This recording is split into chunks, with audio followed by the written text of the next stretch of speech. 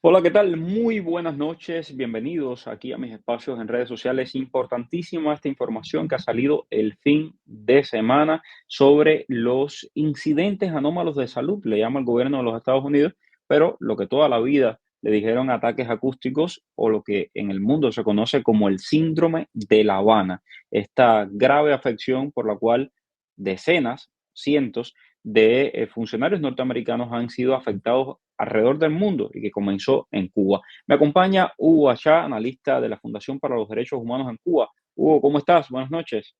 Muy buenas noches, apreciado Mario. Es siempre un placer.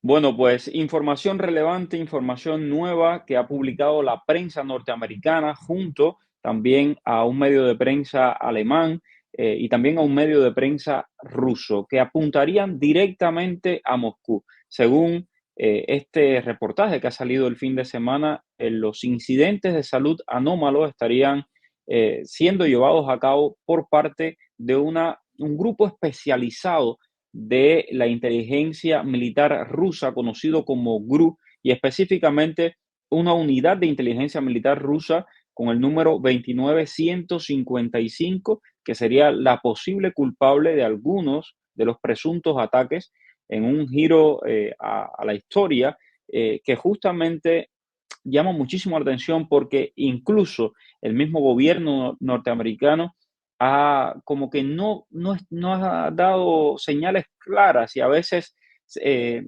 se contradicen algunos de los informes del propio gobierno de los Estados Unidos. Estos ataques a funcionarios norteamericanos pues enfriaron muchísimo la relación bajo el gobierno del presidente Trump y provocaron el cierre parcial de la Embajada de los Estados Unidos en La Habana, además de un fuerte cortocircuito con el régimen cubano. De hecho, el régimen cubano hasta este momento ha negado esos ataques y ha dicho fervientemente de que todo esto es invento de los Estados Unidos para empeorar las relaciones. Ahora sale nueva evidencia y yo quiero compartir con ustedes un fragmento de este reportaje tremendo que salió publicado en la televisión norteamericana el día de ayer. Vamos a escuchar.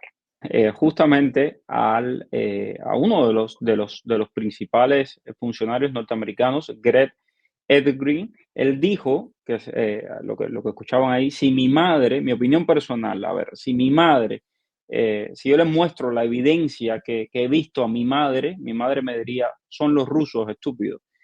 Entonces, imagínense ustedes, este señor que están viendo en pantalla eh, tuvo un altísimo cargo, él fue justamente el ex jefe de investigación del Pentágono sobre estos misteriosos incidentes de salud. Y él dice, son los rusos. Ahora, la vara estaba demasiado alta porque no podíamos culpar a Rusia bajo el gobierno de Biden, bajo el gobierno perdón, bajo el gobierno de Trump y ahora bajo el gobierno de Biden. ¿Qué te parece esta nueva revelación, Hugo? A ver, apreciado Mario, por haber conocido a una de las personas que fue afectada y por haber podido, gracias a esta persona, podido ver la evidencia clínica con respecto a la afectación de un ser humano, te puedo decir de que la discusión se vuelve bizantina cuando empezamos a ignorar un factor esencial. Las personas que reportaron los efectos adversos de la exposición a un agente externo, patógeno, de naturaleza claramente no natural, abandonamos el propósito esencial que debería guiarnos, que es proteger a la víctima. Los supuestos, vamos a usar esta palabra generosamente, informes que la comunidad de inteligencia norteamericana habrían en algún momento evacuado, en ningún momento descartaban que se tratara de una situación generada de manera externa. Se concentraban en el hecho de que esto pudiera ser debido a la exposición constante a un tipo de radiación dirigida. Eso es lo que decía el informe de la CIA. Aquí es a donde tenemos que cuidarnos del tema de la cuestión de la penetración de la política en lo que debió ser una evaluación científica, médica, apoyada por un análisis frío de la comunidad de inteligencia. ¿Por qué te digo esto, apreciado Mario? Porque hoy me sorprende mucho el énfasis constante y permanente de los medios, incluyendo el que ha publicado esta información, de decir Rusia, es responsabilidad de Rusia, todo implica a Rusia, todo involucra a Rusia. Mario, realmente con el expertise que tú tienes, ¿tú realmente piensas de que en La Habana se pudiera haber desarrollado una operación de una agencia de inteligencia extranjera, así fuera aliada del régimen, sin la participación activa, sin la aprobación explícita del régimen en la operación? Es sencillamente absurdo. Creo que lamentablemente, como lo ha demostrado la historia, como lo demostró el caso de Ana Belén Montes, como lo demostraron aquella pareja que también penetró la estructura del Departamento de Defensa, como lo ha demostrado el caso del señor Rocha, la comunidad de inteligencia, la comunidad de toma de decisiones, la comunidad de análisis de los Estados Unidos ha sido campo fértil para la penetración de los servicios de inteligencia y contrainteligencia liderados por La Habana. Si me sorprende, te digo, no me sorprende para nada. Creo que universidades muy prestigiosas de los Estados Unidos que abordaron el tema del síndrome de La Habana, como se dio en calificar estos ataques iniciados en el 2016, y quiero recordarle a tu audiencia que también afectaron a personal diplomático canadiense cuyo tratamiento fue radicalmente distinto desde el punto de vista del apoyo ofrecido por su gobierno que aquel que sufriera lamentablemente el personal diplomático y de inteligencia de los Estados Unidos. Efectivamente, y las respuestas, ¿no? Cuando uno ve las respuestas también me llama mucho la atención. Es decir, por parte del régimen cubano ha sido constantemente una negativa. No existe, no fue cierto. Ahora intentan nuevamente ridiculizar este informe, como les decía, trae elementos completamente nuevos.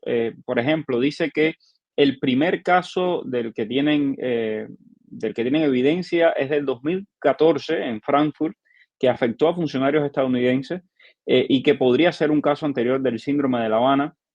También hubo un caso acá en los Estados Unidos, en Florida, de un cocinero al que el FBI estaba persiguiendo.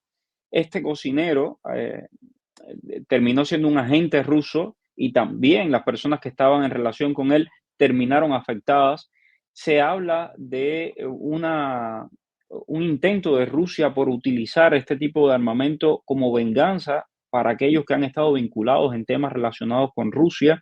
Y ahí está el caso de Mark Polymeropoulos, que cuenta en primera persona su historia y dice lo terrible que ha sido para él vivir con esto después del ataque en La Habana. Y me llamó muchísimo la atención, y tengo que decirlo. Yo compartí esta historia en mis redes sociales justamente el día de hoy, y quien salió a, de alguna manera, tratar eh, de justificar el ataque contra estos diplomáticos fue un ex espía del régimen cubano. Vean ustedes, este es mi tweet. Dice, muy duro leer este testimonio de cómo pues cambió la vida de un oficial de la CIA estos ataques.